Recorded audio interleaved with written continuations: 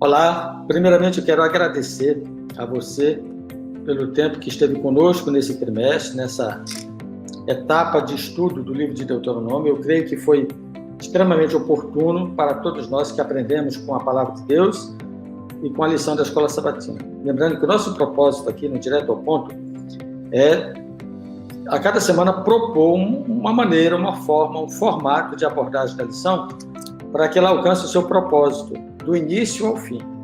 Muitas vezes nós começamos o estudo da lição e não conseguimos terminá-la na classe.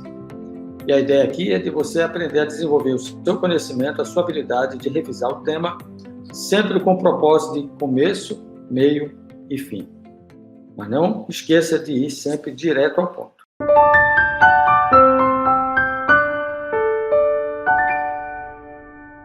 Então, a lição dessa semana, ela poderia ter sido a primeira ou a segunda lição do trimestre, porque fala do personagem, do autor do livro, daquele que escreveu. Não digo o autor, do ponto de vista...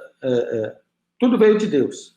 Ele apenas escreveu a história que foi apresentada diante dos seus olhos. Então, a ressurreição de Moisés é um tema interessante, porque, embora fale do personagem, ela fala também da esperança.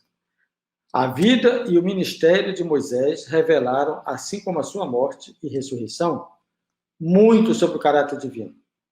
Entendeu? Quando você começa a estudar a vida e a morte de Moisés, a ideia nessa semana é como isso revela Deus ou o seu caráter.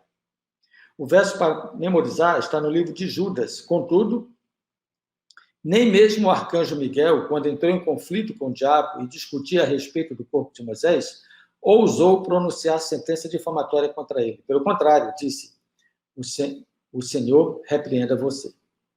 Então, esse é um momento assim de reflexão, de encerramento do nosso estudo, e que o autor entendeu abordar um tema bem crucial sobre o personagem Moisés. Então, eu quero sugerir que você comece quebrando o gelo. Deus nos chama à fidelidade. O que podemos fazer para não cometer os erros de Israel no relato de Deuteronômio? Entenderam? É um momento de encerramento do estudo no trimestre. Passamos 12 semanas e com essa 13ª semana estudando o livro.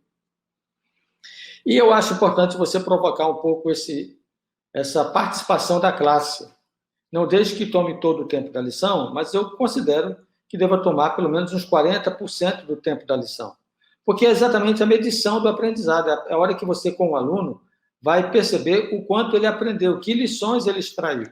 Então, desde que alguns deles, ou todos eles, possam falar de forma objetiva, direto ao ponto, sobre o seu aprendizado, porque isso fortalece não apenas o conhecimento que ele obteve, como também fortalece o testemunho que ele pode estar dando a respeito do que aprendeu. Tá bom? Então, depois desse quebra-gelo, você pode trabalhar o esboço. E o esboço ele é objetivo. Por exemplo, domingo e segunda falam do pecado de Moisés. E você pode revisar o tema em Números 20, versos 12 e 13. Ali está bem pontuado no que consistiu o pecado de Moisés, que o deixou fora da terra prometida. Depois, na terça-feira, a morte de Moisés. Essa descrição de Deuteronômio 34, 1 a 12, é interessante, é importante, e ela coaduna com o relato de Judas, versículo 9. Em seguida, você vai para a quarta-feira, a ressurreição de Moisés. E aí você pode explorar, na quarta-feira, o verso para memorizar. Esse é o momento para você trabalhar o verso para memorizar. Ok? Na quinta-feira, a ressurreição dos filhos de Deus. Não sei se você percebe, mas olha, a história do personagem de Moisés é a nossa história. O pecado, a morte como consequência do pecado e a esperança da ressurreição. Entenderam? Essa dica é importante para você fazer o seu arrazoado da lição com seus alunos. Porque no personagem de Moisés eu posso ver também a ação de Deus na minha vida. Eu pequei, por causa do pecado eu vou morrer, mas Deus prometeu uma ressurreição. E a condição da ressurreição está aqui em 1 Coríntios 15, versos 13 a 22.